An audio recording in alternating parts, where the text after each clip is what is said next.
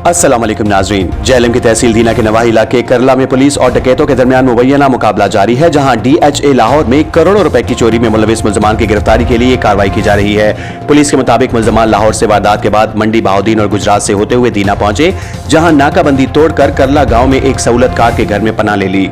मुकाबले के दौरान एक सहूलतकार हलाक जबकि DSP इब्राहिम बड़ाइच और एक कांस्टेबल जख्मी हो गए। रिपोर्ट कैसर महमूद, दीना, जेहलम और आप देख रहे हैं आज तक। आप देख रहे हैं आज तक न्यूज, खबर सच के साथ।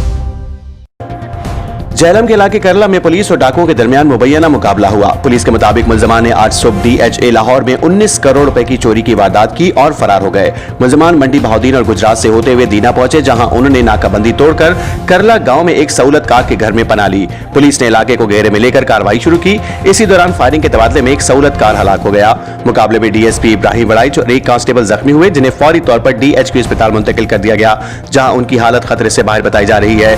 DPO जेहलम की क़यादत में पुलिस की भारी नफरी इलाके में मौजूद है और सर्च ऑपरेशन भी जारी है।